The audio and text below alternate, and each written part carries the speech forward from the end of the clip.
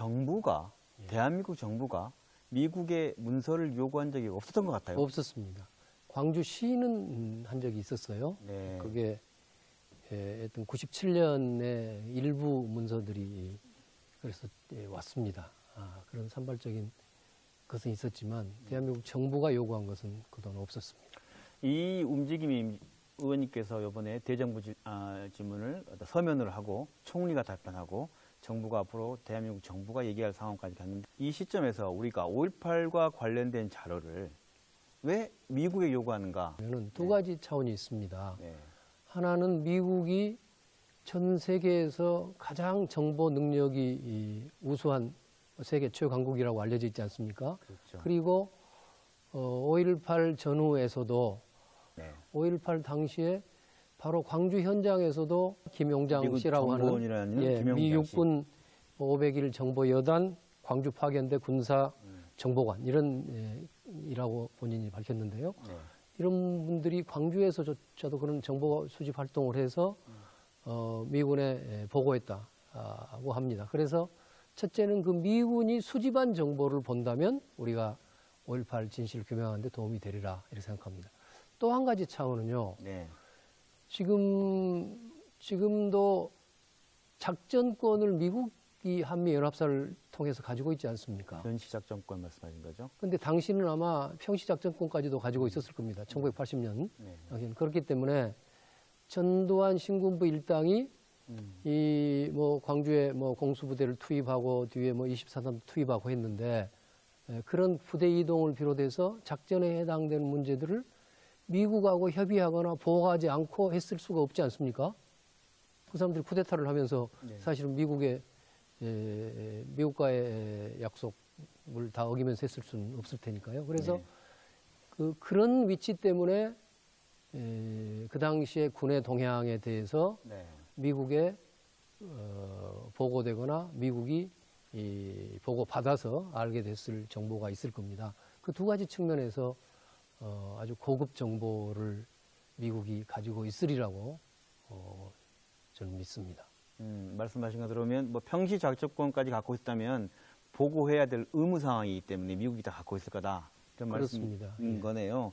그럼 이게 왜 기밀 문서 얘기 우리가 되게 보면 문서 많이 나온 거 아니야 지금까지 또 우리 광주시나 5.18 기념재단이나 많이 받았고 해서 많이 있는 걸로 알고 있는데 이런 얘기가 있는데 미국의 5.18 기밀 문서 조금 전에 좀 말씀하셨지만 좀 구체적으로 어떤 게 있을까요? 97년에 광주시 등에게 일부 미국 측이 문서를 제공한 바 있어요. 미국 측의 국무부 기밀 국무부 기밀 문서입니다. 그러니까 그 문서들이 이제 세월이 많이 지났으니까 우선 미국의 기밀 유지 기간이 30년으로 알고 있습니다.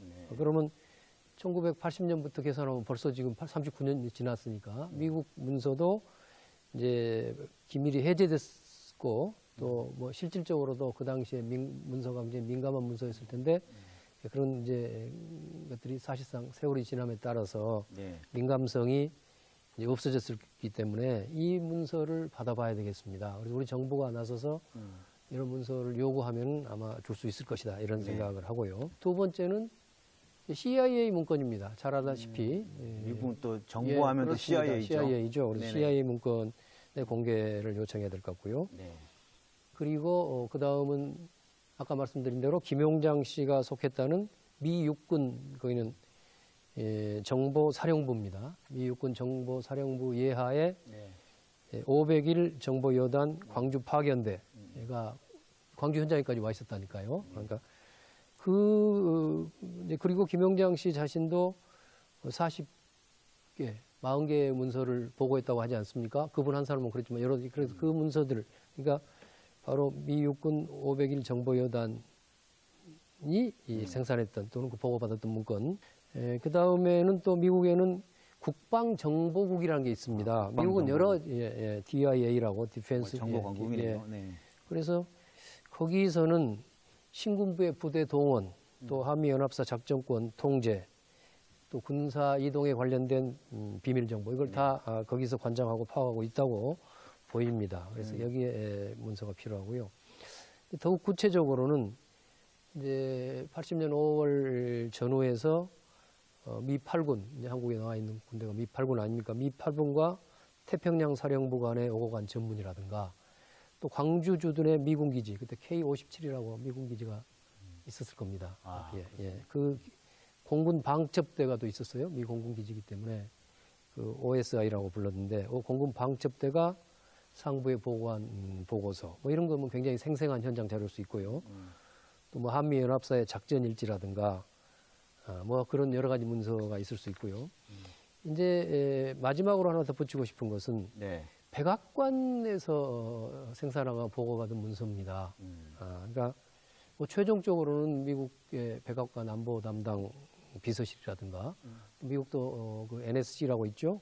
국가안전보장회의에서 아마 그때 5.18 문제를 다루고 했던 여러 문서들이 있을 거예요. 그래서 뭐 보고서라든가 메모랜덤이라든가 뭐 여러 가지 일체 공개 확인이 필요합니다. 아마 이 백악관 문서에는 미국 정부의 최고 수뇌부에 보고됐던 어쩌면 대통령까지도 보고됐겠죠. 그때 사태 미국 대통령한테까지도 보고됐던 5.18의 진실이 담겨 있을 가능성이 크기 때문에 굉장히 유력한 자료일 것입니다.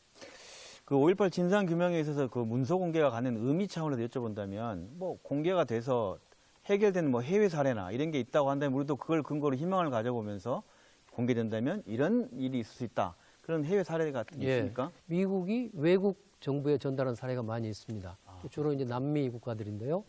브라질, 아르헨티나, 페루, 과테말라, 엘살바도르 이런 나라, 칠레 이런 나라들에 대해서 이제 미국의 기밀 문서를 제공했습니다. 그리고 그것들은 대체로 그 국가들이 과거에 독재 시절에 그 민주화 꼭 광주하고 비슷합니다. 그 인권 유린하고 민주화 운동을 탄압하고 뭐 이런 진상을 이제 후일 이제 민주화된 정부들이 규명하는 과정에서 미국 정부에 공식적으로 요청을 했던 것으로 알고 있습니다. 그래서 이제 대표적으로 아르헨티나 정부가 2016년에 3년 전이군요.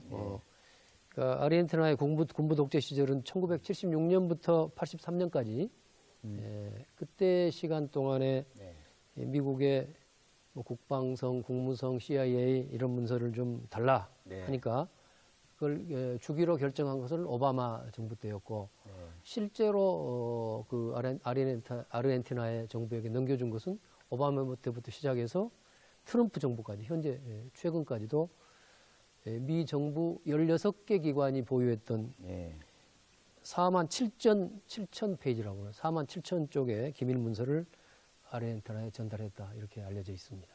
실제로 그런 해외 사례가 있군요.